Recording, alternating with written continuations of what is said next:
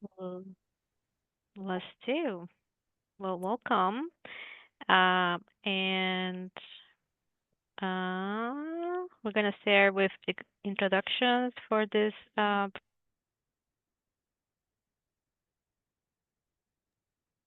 that is Zoe performance Freeze. evaluation subcommittee of this. And I put to Nadia. I think you froze for a moment. Were Ooh, you just asking for everyone to introduce themselves? yes, Okay. yes. All Sorry, right. my home internet. That's okay. I'm Nadia Mohammed. I am the advisory bodies coordinator at with homeless services at the Department of Housing, she, her pronouns. And I'll popcorn to Carly. Hi, everyone. Carly Brandini, Quality Improvement Coordinator with Homeless Services. And I will send it to Heather. I'm Heather Scriber. I use she, her pronouns. I am the Data and Evaluation Supervisor here at Washington County, and I will popcorn it to Laura. Hello, I'm Laura, and I use she, her pronouns, and I'm a data analyst with Washington County under Heather, and I will popcorn to Justin. Good afternoon, Justin Fontenot. I am the supervisor for the access team here at Washington County. I'll go over to Meredith. Hi, I'm Meredith Cook. I'm an administrative assistant for Washington County Homeless Services. And Carly, have you introduced yourself? I have, yep. Sorry. Marcia? Hi, everyone. I'm Marcia Hilly, she, her pronouns. I'm the executive director at Sequoia. And I'll go to Sean. Good afternoon, Sean Cardwell, the executive director at the Forest Grove Foundation. Megan.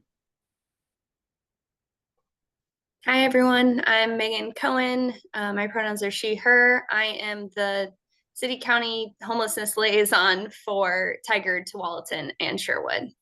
And I'll send it to Kiyomi. Hi, everyone. Kiyomi Arbuckle. I am the Community Services Coordinator for the City of Hillsborough, focusing on our homeless initiatives. And I just hopped on, so I do not know who has not gone. Super unhelpful. I'm sorry. That's fine. I think it's the person on the phone. There's a phone That's number. Nicole. And yeah, I think she's in transit. That's just another staff. All right. I think that's it. So we have a little long presentation. Longitudinal system analysis. I did it, Nadia. Hey. And that's going to be Heather. Let's try. All right, I'm just gonna get this presentation sharing.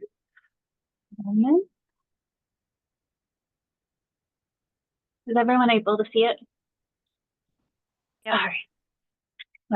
Well, everyone, thank you for being here. We have the super hot topic and exciting topic of the HUD required longitudinal system analysis report, also known as the LSA. And so we're going to, let me see if I can get my screen to change. There we go. What we're going to talk about is first, I'm going to talk a little bit about what is the LSA and really kind of what is it, why do we do it, why is it important, and how is it utilized. Then I'm going to go into a little bit more context about what it does include and what it doesn't include. That's actually probably more important for us when we're interpreting and understanding the LSA is what's not in there. And then I'll pass it over to Laura, who did a lot of the data analysis, and she will talk through a little bit about what the 2024 LSA is telling us about our system. And then the point of bringing it to this committee is to ask that you guys vote to recommend to the Solutions Council that we approve the submission to HUD. The HUD submission deadline is January 9th. And I think one more caveat is the LSA is a very iterative reporting process. So technically, we still are doing like a few minor tweaks to some of the data. And so what we submit to HUD will be slightly different, maybe than what we're presenting today, but it's going to be really, really close. It's really just cleaning up like some duplicate entries and things like that. Okay. So going in, what is the LSA? It is one of the annual HUD required reports. And the goal of this report is to show us a view of our homeless response system as a whole. I put sort of in parentheses, and I'll get to that in a couple of slides when I talk about what's not included. And this report also measures the impact of basically our homelessness system and how it's able to help us make homelessness a rare, brief, and non-recurring no, I feel like there's something messed up. Basically, non-recurring episode in people's lives.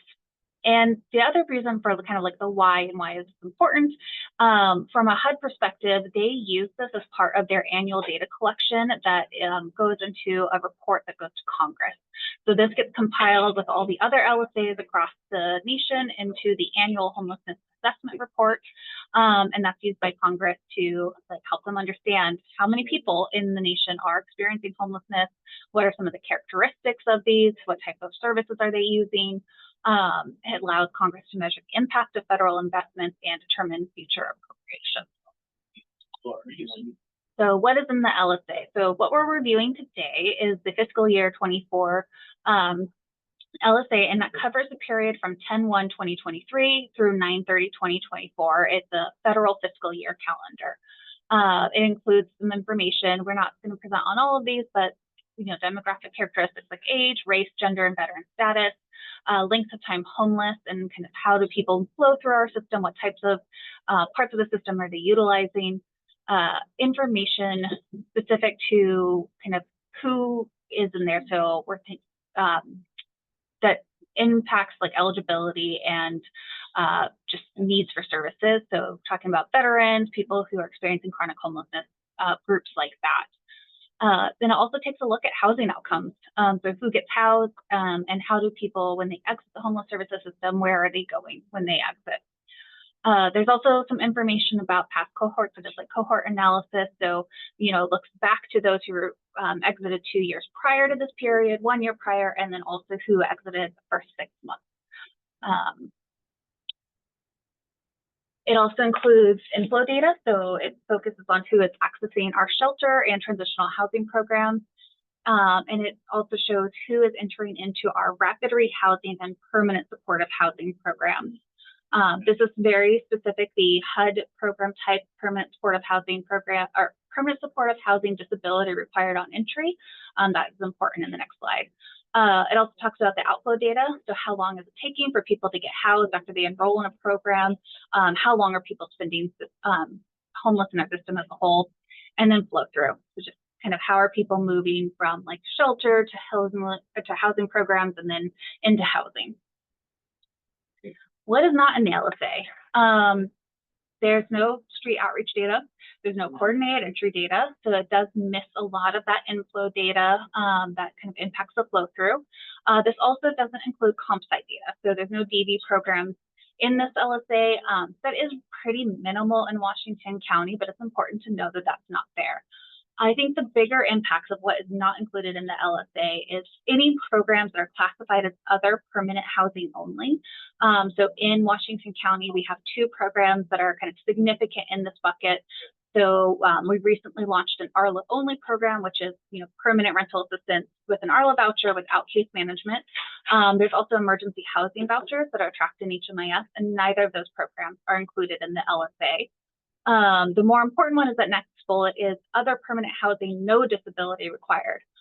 This is the program types that our HCMS program has to be classified as because of that no disability required statement there. So the LSA does miss a really big portion of our housing program system. And so it's just really important to know that as you're looking at this data. And we did try to kind of show what it would look like with HCMS data. So we're going to first show how does this look with just in the pure, like what we're going to submit to HUD. And then we have a second set of slides where we try to recreate that information with HCMS included, so we can at least share a little bit about what does this look like, and how would the information be different if we could include that HCMS program. But I just think that's a really important thing to reiterate, that our annual report that we create and at the end of our fiscal year actually is a better measurement of our system, because we're able to kind of dictate what is and isn't in there. And so it might actually be more reflective. However, in HUD, we have to restrict within the confines of HUD. So now I am going to pass it off to Laura so she can tell us what the LSA is showing us. All right. Everyone hear me okay? I'll assume that's a yes. Okay. Thanks for the introduction, Heather. So this view at the top, it's showing the total households served for each reporting period. And we count households served as those for shelter if they had at least 1 day in shelter, and for housing programs if they had a housing move-in date. So the household served has from compared to 2023 increased about 8%. So it's increasing more steadily than what we saw from 2022 to 2023, which is a much more significant increase. And below that shows the days homeless trend by household type. And the way we calculate days homeless for LSA is a little bit convoluted. It's different than how we do it for our annual reports. Basically, days homeless for the LSA refers, it's specifically the number of days spent in shelter. And for housing programs, it's either the duration from the housing program entry to the housing move-in date, or it's the approximate date the current homeless or the current episode of homelessness started. So whichever of those two is earlier to the housing move-in date. So basically, it's a little confusing to take that all in, but basically for housing programs, it's capturing days homeless prior to entering the system. So it's quite a bit higher when looking at housing programs. And I'll show you more of that, examples of that later. And this measure saw an increase in days homeless, slight increase. Looking at overall households, we had 147 days average for 2024, and that was up from 114. And a lot of that can be attributed to expansion of our shelters, moving more people entering and exiting, and also expansion of our ERH programs. Next slide.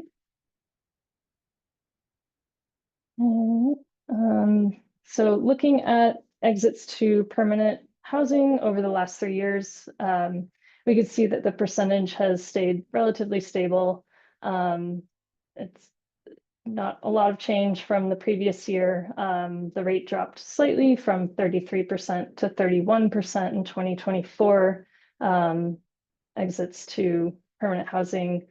However, the total number of households exiting to permanent housing is actually increasing each year slightly. We're just having more exits overall, again, due to growing capacity. And below shows the breakdown of exits to permanent housing based on the different population types. So looking at adult and child households, adult-only households, and child-only households. And the top line in the dark blue is adult and child households, which has the highest number of exits to permanent housing, which makes sense considering they are prioritized above adult-only households. And I should point out there's a decrease in the percentage of child-only households. You could see for 2024, it's down to 18%, but that group is also the smallest population group. There were only 50 households in 2024. So even a small number exiting to temporary or unknown destinations is really going to cause a noticeable shift in that percentage due to that small size. Next slide. So this further breaks down the exit destination type. Again, 31% overall of all the programs exited to permanent housing, and 54% exited to temporary, and 16% unknown destinations. And again, you can see adult and child households have the highest percentage of those exiting to permanent housing with 67%. And this is looking at just 2024 numbers. And adult only had 22% exiting. However, it's based on absolute numbers, it's more people exiting to permanent housing because that's our largest group of people. Next slide.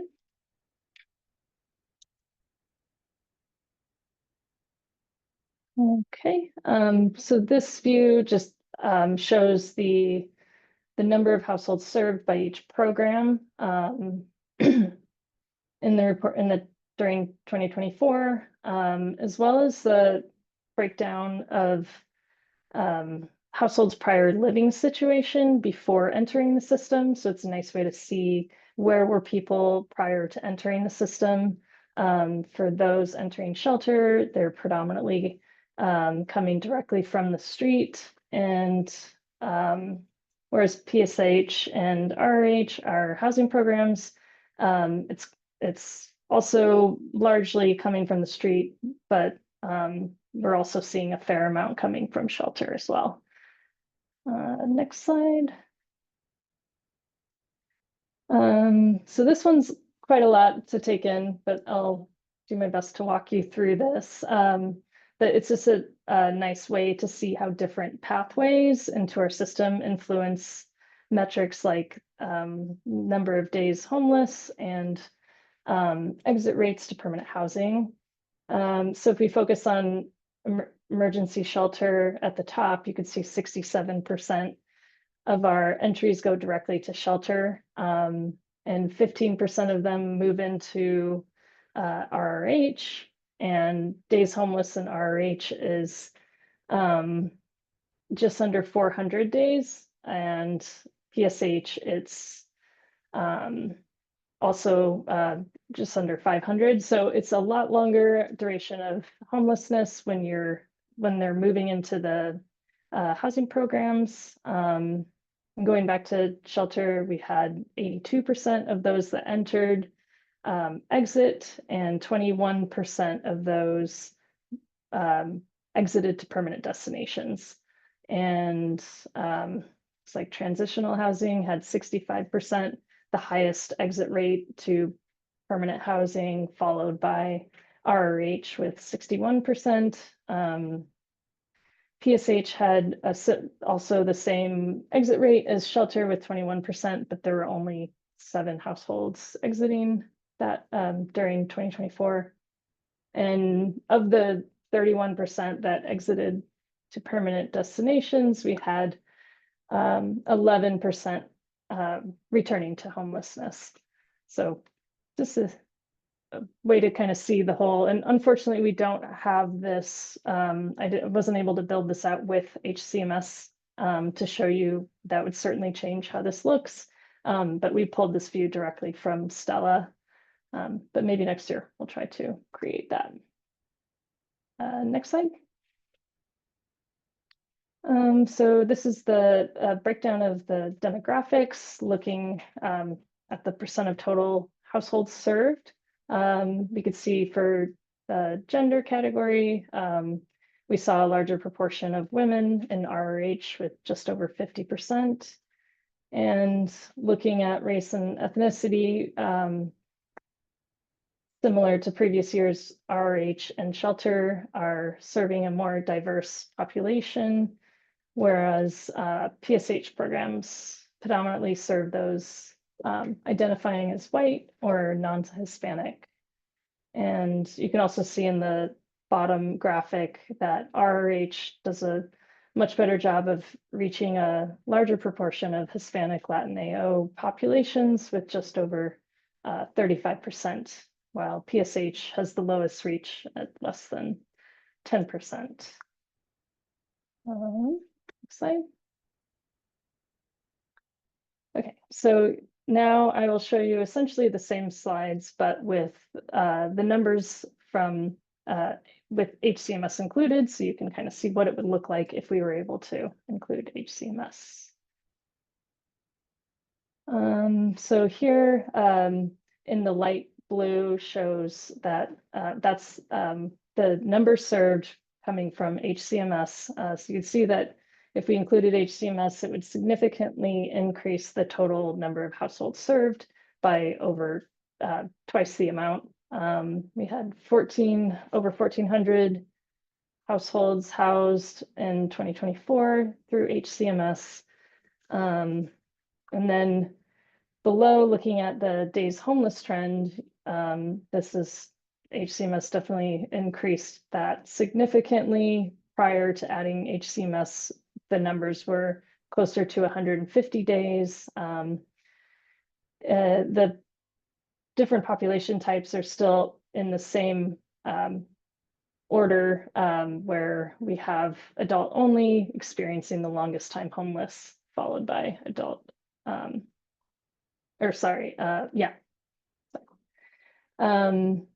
but yeah, this is also just because of the way that metric is captured.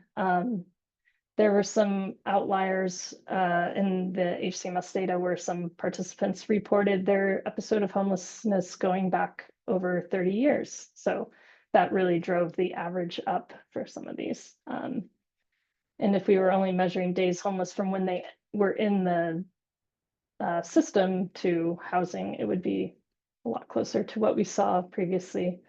And I just want to highlight this view is with HCMS added.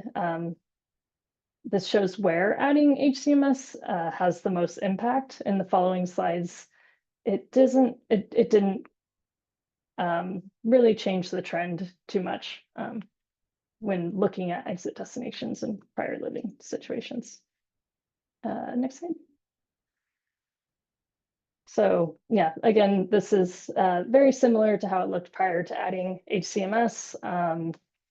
And there are, I think a major reason for that is there are relatively fewer exits from HCMS compared to shelter programs.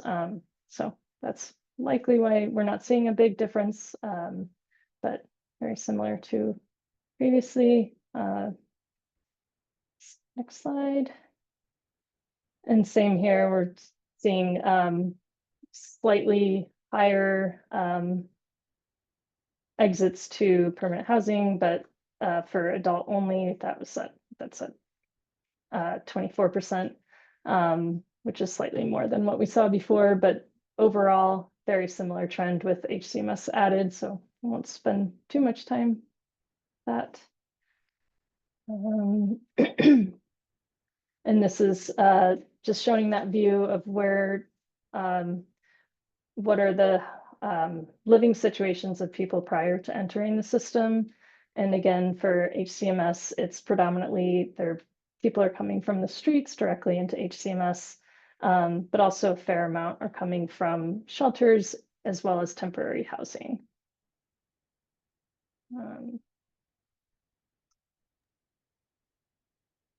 So I'll take it back over from here. So the next is really just, well, I guess first, if you have questions of us, please let us know. But we also have questions for discussion from this group. So I think we can dive right in to these three questions in any order, but basically, does this information kind of fit with what you're experiencing in the system?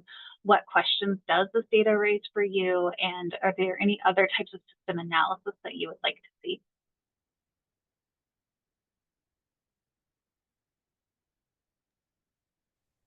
I was waiting for the demographic of the HCMS included because it's gonna look totally different. Federal funded programs are very strict, and that's why it says that we that word, we serve white more. Mhm. I was curious to see when HCMS is included, if that changed the diversity of our people that we're serving. It does make a significant difference. We chose not to include it in this presentation because the way that HUD grouped their race and ethnicity values are a little bit different than what we could do in the raw data. So we felt like it was going to be a little bit too quick to try to force fit our values, what we could pull. But I would really point you to the equity analysis that we did as part of the annual report. We go into a lot of detail there. And so maybe we can send that out as a link after this as well. But it is true that HCMS does serve a more diverse population than the federally funded PSH programs do.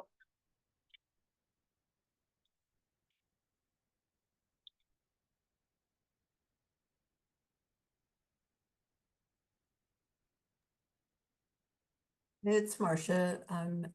I guess my overall response is I'm just trying to grasp this information versus the HCMS data. It's impossible to really correlate, or at least it is for me, in this run through. So, I mean, I know that this report is what it is and you have to submit it to the feds, but it's a little, the big picture is a little confusing when you add this report into the other report. So my commentary, for whatever that's worth, it's just confusing.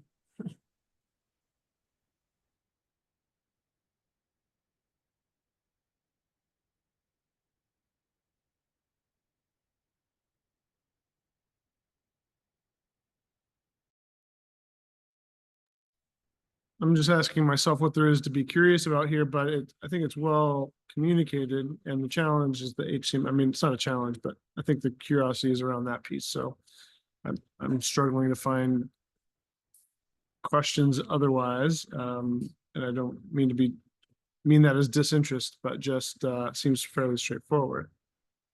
I don't know if that's true from those that put the report together. I'd be interested in what your curiosities are and what's lacking on your side, or if you can give insights to desires that you may have that can't be represented as well. From my perspective, I think the longitudinal system analysis being described as a system analysis feels like a misnomer, given the significant portions that it's missing. You know, we're missing coordinated entry as an inflow. Not everyone who goes from coordinated entry goes into shelter. There's a pretty significant portion of people who, for whatever reason, shelter is not a good option for them, and so they are left out entirely from this analysis, even if they do end up in housing and then not having the HCMS. It seems like a huge oversight from a HUD perspective to exclude housing program types. And I do think it is something a little bit unique to our county because we have used that other permanent supportive housing, no disability required, much more extensively than than is typical in other counties. But I think there's some really interesting things, like some of the things that I have on our project planning for future data that I'd like to create is that graph that showed the system flow through is top priority is something we want to create on our own, to include the other things that are inclusive, that are excluded from this. And we'll be back to the space in a few months with the system performance measures. And so in that space, I can also try to talk about what does FPM show us that the LSA can't, because that is actually one of the reports that I do feel like it captures more useful information because it's not excluding the same thing that the LSA is excluding. I did think that, I don't remember seeing it, and I apologize if it was there in previous years. I'm also sorry if there's an echo. I'm in a larger room here, but that flow through, has that been produced before? I don't want to be too conversational, but it's that's compelling in a certain way because it's data dense. The other pieces are so, you're talking about 3 years of data. There's not your fault. I'm guessing the federal government wants it that way, but it's so, there's just not a lot of dimensionality to those other ones, but that flow through, helpful. Yeah. Appreciated. Thanks for creating it. If that's what, yeah, that outcome is a helpful visual. I can speak to how that was created a little bit more. That is actually in the HUD reporting tool that we upload this. They have a thing called like Stella visualizations. Last year at the time that we did the LSA presentation, Stella wasn't available. So we weren't able to include it in last year's presentation, but it was included in the year prior. And so, but that's something that we really want to be able to recreate on our own. It's definitely something we can do. It's just a matter of prioritizing it in our list of projects. Because I agree, I think it is really compelling and really, really helpful to see kind of how are people moving through the system, and how does that impact. I think it really highlights the story of like, yes, our exits to permanent housing are low, but when you really follow through, like there's so many people that are just leaving shelter, and so it makes a lot more sense. How big of an impact that has, whereas you compare those who are exiting housing programs, it's such a small number in terms of the overall sample size. So it makes a really significant impact when you think about our shelter flow through and how fluid shelter is. So helpful to know that you also found that compelling, because I was a little nervous it would be overwhelming. I think the challenge, I mean,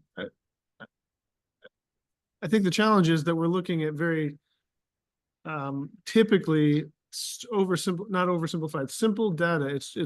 The density of data, I think, is better than the lack of it. And I don't need to be philosophical about it, except that we're looking at overrepresenting small bits of data sometimes. Not you guys, but in general in our world, there's a pie chart with 2 bits of information. It doesn't even have a pie chart. Just tell me the 2 numbers and let's move on, you know. And it goes back to Tufte and things that, I mean, I studied some math and various things along the way with data representation. So I really appreciate it. The more dimensionality to the data is very helpful. And I would ask questions. This is probably beyond the scope of this conversation, but just out of fun to talk about is, what does that look like geographically across our county or across the tri-counties? I'm the executive director of the Forest Grove Foundation. How many people from our outreach can we track flow through for our outreach team, or where it starts there? And I know outreach isn't in this data set, but how our caseloads flow through to housing. We have one-off stories, but I think it's just compelling to, probably not longitudinal, it's latitude or something. It's more depth than breadth, and probably beyond the scope of this group right now, but richer, denser dimensional data, much better. I don't mean, like I said, don't mean to be philosophical, but I'm writing all that down about geographical and like flow through from specific programs, because we can definitely try to tackle some of that. That is a great idea. I agree with Sharon that it will help us with outreach and putting resources on those that, you know. Also, I am curious to know about that 11% that returns to homelessness. What programs are those that are specifically coming back to the system, and yeah, maybe to put more resources or efforts that we could do, and look into that too. It's a great question. And here I'm going to highlight another limitation of the LSA is the way that we get the data out of our system. We uploaded it into HUD, and then we get a summary report after. And in none of the files that we have access to do we get person level information. So we can't go digging into who that 11% is. We do have a whole section on returns to homelessness in our annual report. And that 11% actually seems about right, knowing what's included in scope here. My gut tells me that it's predominantly from rapid rehousing. That's kind of similar to what we saw in the annual report, and less likely to be the PSH exits. And maybe some more from shelter, since we do have exits to permanent housing from shelter.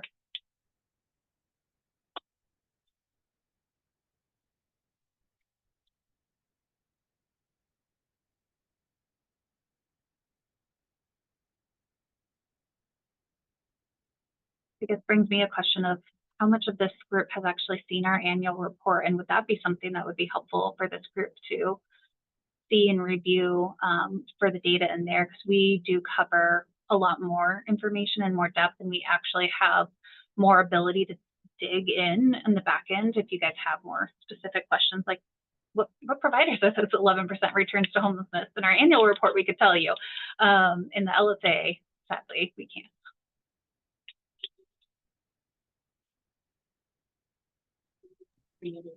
Yeah, I think it's the plan. Sorry, go ahead, Sean. Yeah, I was just gonna say, you just asked the question, is it's helpful for us to go through that? Maybe. I think that I've seen that report. It's bigger and then this one, and excuse me, it may be helpful. I would hate to say no, not knowing what kind of cans we could open to investigate for data back end, as you said, I think. So, yeah.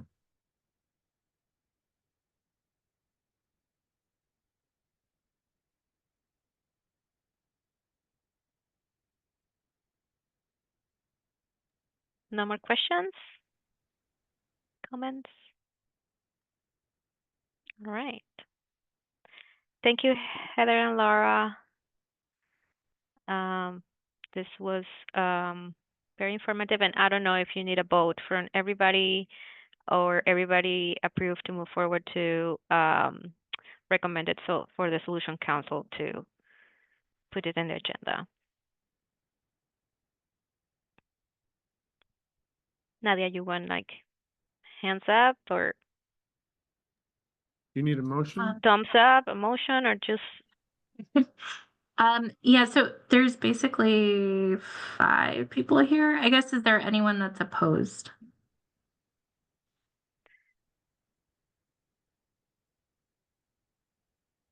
I'm gonna take that to be the affirmative. Does that work, Heather? yeah, in favor. All right. Thank you.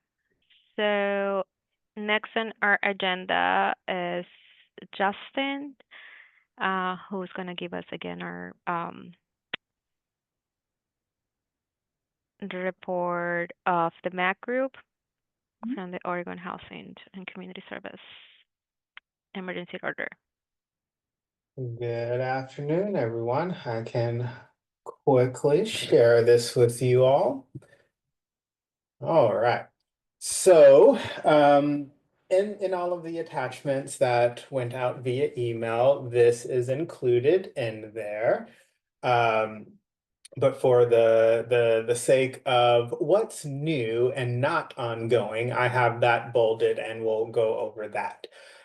So one of the first new things within this report is the update of how many people we housed in the month. So for the month of November, we had 47 housing placements, which that is a wonderful number. It is certainly down from the incredibly high number that we had for October, but I think that this is more within our range of normalcy here. So 47 housing placements in the month of December. Another objective that we have going on is the 2025 point in time count. That planning has started. The point in time will be on January 23rd, but obviously we are doing all of the tri-county planning and starting to get into the volunteer recruitment of that. So yeah, at the current stage, we're just trying to get everything lined up to where we would have some smooth trainings, a robust list of volunteers, and a smooth counting of folks who are experiencing unsheltered homelessness there. And as it relates to the challenges that we are currently facing, City of Beaverton does not have an access center, so there's no access services going on there like there are in other cities. And, you know, quite frankly, Just Compassion Beaverton was kind of operating as a makeshift access center with minimal services there. But as you'll see on line 14, we are having a transition within shelters. So Just Compassion is no longer, as of I think this week, they are no longer offering the sheltering services in Beaverton. So that is why the access services that they were sparsely offering through their shelter is no longer present there. City of Beaverton is having some struggles identifying the siting requirements and getting traction on where the access center will be. So it does sound like for the foreseeable future, City of Beaverton will not have any access services. Hopefully that'll change, and I'll certainly come back with that update if and when it does. But at this point in time, that's the unfortunate reality that we are facing in Beaverton.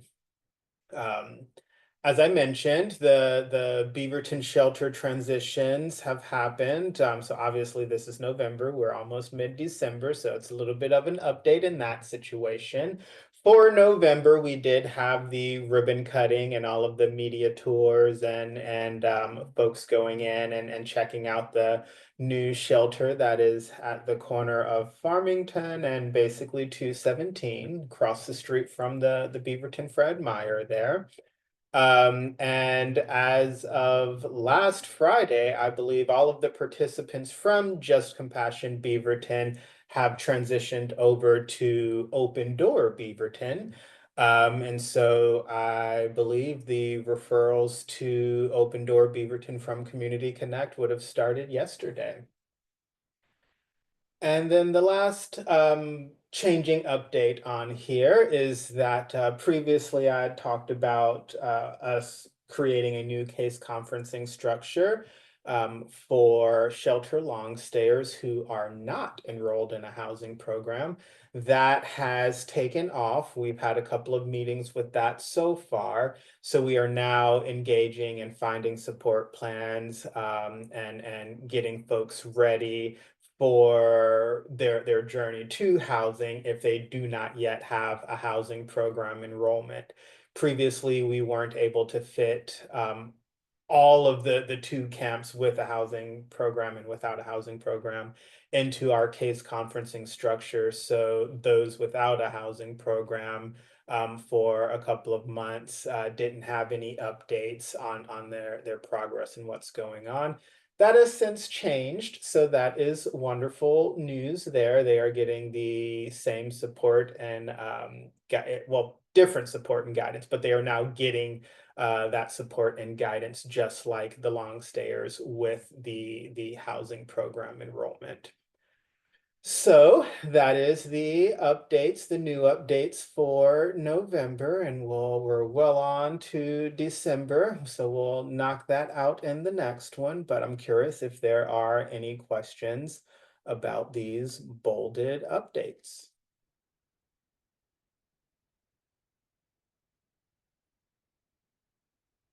I have a question. For the shelter long stayers, other than days in shelter or from homeless to shelter, do you have any other prioritization? What is the next prioritization? So for those, it is folks who have been in the shelter for over 100 days. So one part of the spreadsheet that we engaged with there is folks who have been in the shelter for over 100 days without a housing program enrollment. That could be that they aren't eligible or that they're currently waiting, but they don't have one. And then the other side of that spreadsheet is folks in shelter over 100 days who do have that housing program. So that's really the way we are pulling that list, feeding into that list and engaging in that fashion. So yeah, anyone who is under 100 days in the shelter is not receiving that particular support in a case conferencing structure. But what I will say is that since we've started this case conferencing structure, what is abundantly clear is that now we've got multiple providers with multiple programs in the room sharing resources with each other, similar to other case conferencing, but given the specific focus here, it's beefing up people's resources to where they are then able to take that and offer that same knowledge and resource base to people who have not made that 100-day mark yet. So hopefully that continues to lead to some efficiency there, but at least the case conferencing structure is targeted directly to people who have been in the shelter for over 100 days.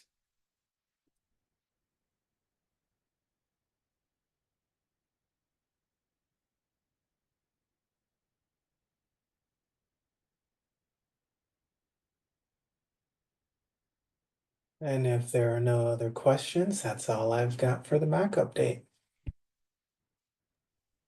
Thank you, Justin. And next on the agenda, we have HMIS. And I don't know, Nadia or Heather, are you guys giving an update? What's next? You're muted. Nadia, you're muted. Of course. I will quickly give an update, and Heather can correct me if I'm wrong. We spoke about the changes to HMIS that were upcoming. I think we had this discussion a couple months ago. We are looking for 2 members who can participate in the new RFP process. My understanding of what is required at the moment is that there will be an orientation probably in January, and then there will be vendor demos, and the members would need to provide feedback somewhere in the end of January to early February. The expected time commitment for that would be 13 to 17 hours. And if you are interested, unless you really know right now, if you could email me by the end of this week, is that enough time for you, Heather? Yeah, I think that's enough time. And I'll also share a little bit. The time commitment is 13 to 17 hours to attend all vendor demos, but there is some flexibility in this space if you are unable to attend one of the vendor demos, still getting feedback on the other vendor demos that you can attend is helpful. And it's kind of an up to 2. I think Multnomah County's project management has been stating that they desire 2 from each county, but it's really, really flexible. So I just wanted to have that asked to see if anyone wants to represent the Washington County community in this HMIS RFP process. Caitlin is on the list, of Zoe. She's there as a provider SME. So there's different SME groups. I guess I can give that just for context. There's county SMEs, provider SMEs, community SMEs, and technical SMEs as well, more from an IT perspective. It's a pretty big group. And I think specifically we're looking for COC representation here. So so that's why it's key from the subcommittees or from Solutions Council.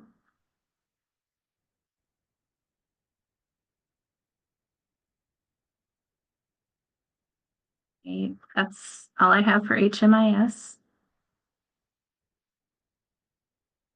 Should I move on to the next quick announcement? Yes, sorry. Okay. So I just wanted to remind everyone that our luncheon, the volunteer luncheon, is on Monday. It is from 11:30 to 1:30 at the Washington Street Conference Center. All of you should have received an invite, and it should be on your calendars, but if it's not for some reason, I think there will be a reminder that goes out, and we'd love to see you there.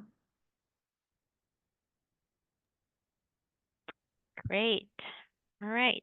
That's it for today. So take the 6 minutes back. Thank you so much for attending. See you next month. Bye.